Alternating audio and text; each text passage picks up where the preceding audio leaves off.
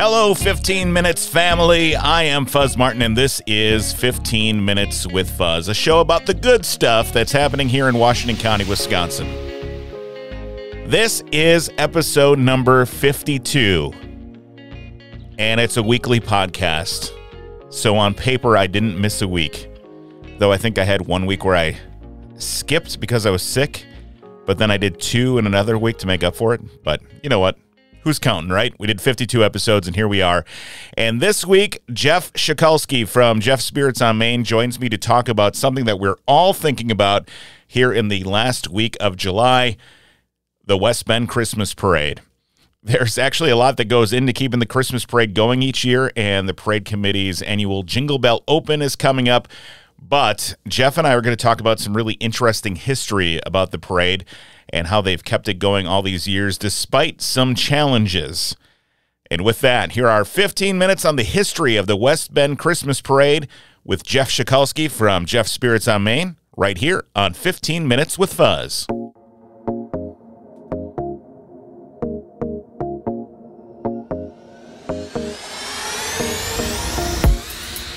All right, Jeff, you're officially the final guest of my first season. This is the 52nd episode, and I haven't missed a week, which is surprising to me because I was certain I was going to miss a week in this first year.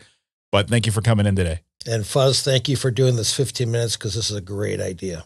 Thank you very much. I appreciate it. We're here recording this episode at the end of July, yet we're going to be talking about the West Bend Christmas Parade. This has been something that's been very important to you. How did you get involved with this? Well, the West Bend Christmas Parade in 2002 was taken over by the West Bend Christmas Parade Committee. Okay. Before that, it has a long history to it, but at that point, it was almost failing. There was no money for it. They were talking about just canceling it. It was being run by the chamber, and the chamber couldn't afford to do it anymore. Sure. So there were 2 different groups that got together. One group being myself, Robbie Robrand from Bob Fish, and Steve Sicantelli and Josie Minsky at the time from the West Bend News. We decided we were going to try to do whatever we could. We were going to start a golf outing for it and try to raise money for it. And the News was going to throw some money at it right away, along with Jeff Spirits, along with Bob Fish, to get it off the ground for that year.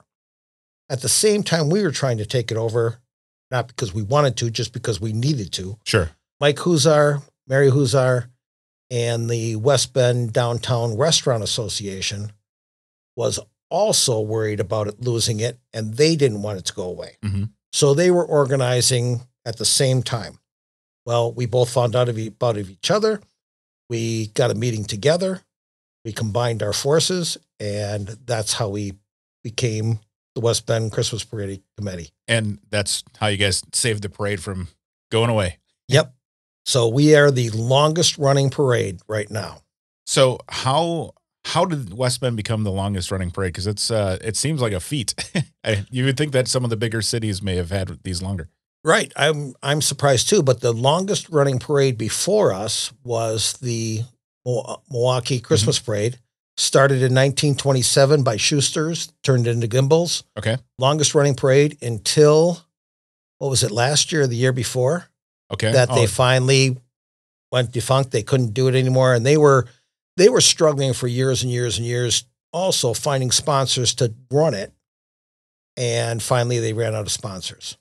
Talking about that sponsor money and those kind of things, people might be surprised on what it takes to run a parade. Can you tell us kind of what goes into that and why so many funds are needed for something like that? It all depends on the amount of in-kind donations that we get each year. So the parade fluctuates on how much money it costs.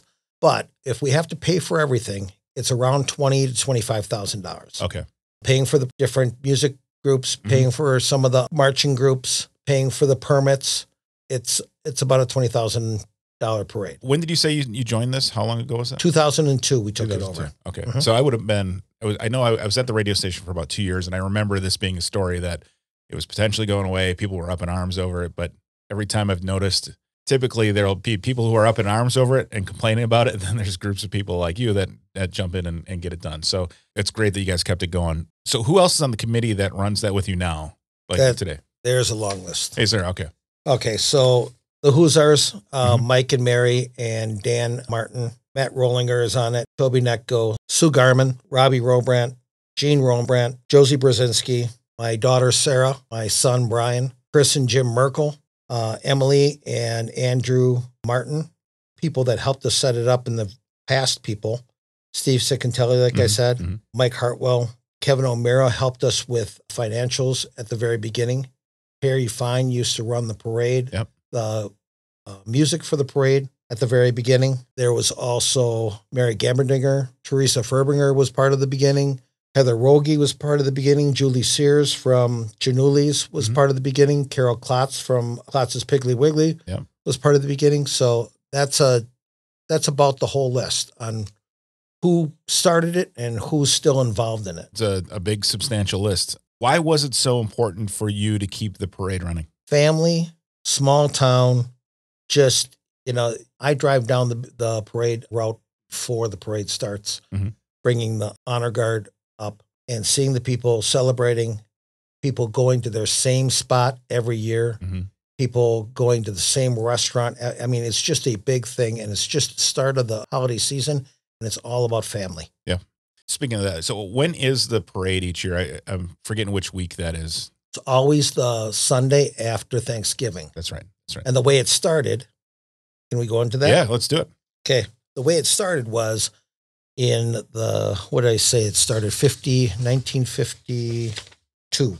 They started the parade, and it was the downtown businesses like Marv Hussar and Paul Lemler and Fritz Weiss, Donnie Sager from Sager's Apparel, and Harry Chambeau. They started it, and they did it on the Sunday after Thanksgiving because the Milwaukee Christmas parade was on Saturday. That's right. Okay.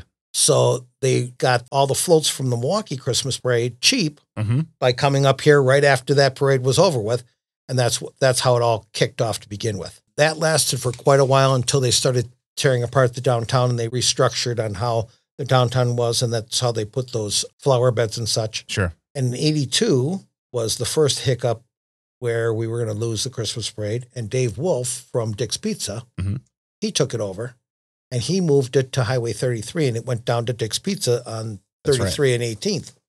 He kept on working with it until 86 when the chamber took it over.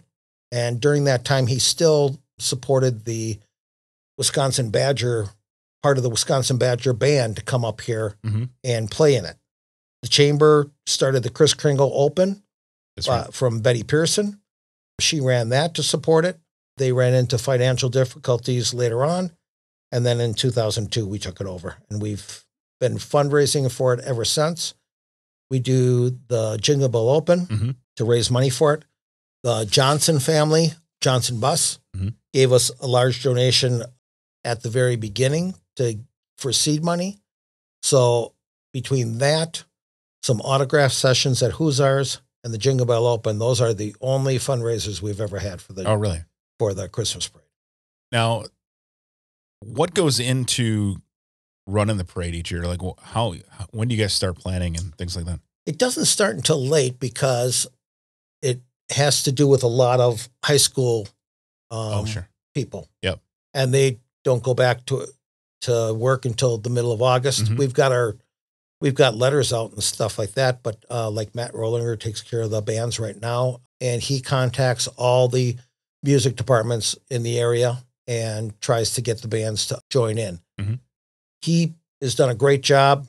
Harry Fine did a great job before him, but until the schools and the churches and everybody are back in session, there's not much we can do. So it starts mid-August, beginning of September, but it's hot and heavy until right up until until Sunday morning.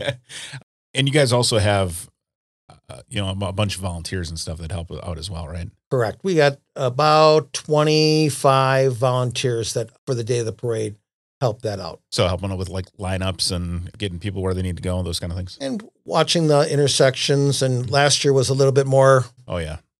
The things that happen in other communities. Yes. But the city and the town and the highway department and the parks department all chipped in, made it very safe, changed changed the philosophy of how we're going to run the parade. And it was a very comfortable parade last year. Great. The Jingle Bell Open is coming up. So this is airing starting on Monday, the 25th. Now that's coming up that weekend on Saturday, the 1st. Is that still available for people to sign up? Monday the 1st. Oh, Monday the 1st. Monday the 1st. Monday the 1st. So, yes. So Monday the 1st.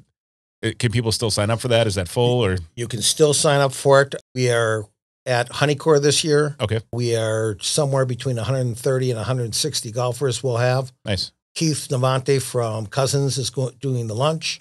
Every year we've had a great turnout. Every year we've had great weather. Yep, knock on wood. But we've never canceled, and we've raised a lot of money. Our goal is to have enough money in the coffers that anybody can take over this parade, and they're never going to have a financial difficulty. Great. We're getting older. Yeah. As new people come in, they won't have to worry about the finances. They'll just have to worry about getting the floats on the road. Yeah, and I think with any nonprofit and any organization or event, that's always the hardest part is the financials. The getting people to put boots on the ground can still be difficult, but it's not as difficult as getting hands in the pockets. Yeah, and you're involved in nonprofits also. It's like, it's not the fun part of the job. No, it's not. But that is the most important part, I think, for keeping them going. So yes, if somebody wanted to sign up for the golf outing or a business or things, how can they do so right now? They can go right to westbendchristmasparade.com, go to the JBO registration, and you can sign up right there. Very good. And if people want to volunteer, is the same place, go to westbendchristmasparade.org, I think, right? .com or one of the two? I think it's .com. Okay. They can sign up for the Jingle Bell to help out there. They can do that, or call Jeff Spirits, because I run the Christmas Parade golf outing. Okay. So I'd be organizing that, tell them where to go. Okay. Otherwise, if they want to help out with the Christmas Parade itself, they can call Mike Huzar at Huzars. Okay. And they can also sign up online on the contacts and ask questions there. That sounds great. Well, Jeff, you do a lot besides this for the local community. We appreciate that. We appreciate you coming on the show today, and thanks for keeping the parade running. Thank you. Thanks for having me. And that'll do it for season 1 of 15 Minutes with Fuzz. Thanks again to Jeff Szukalski of Jeff Spirits on Main and the West Bend Christmas Parade Committee for joining me today. And also thanks to all my guests for joining me this past year. And thank you to you for listening. What's next for the show? Well, I'm going to take the month of August off, so no new episodes between now and the beginning of September. I'm going to regroup, spend some more time with the family before Shanna and our girls head back to their respective classrooms for either work or education, respectively. I'll be back with season 2 in September. In the meantime, please listen to some back episodes at 15withfuzz.com or on your favorite podcast player, whatever that might be, Apple, Google, Spotify, good pods. We'll talk to you again in September right here on 15 Minutes with Fuzz. Thanks for listening.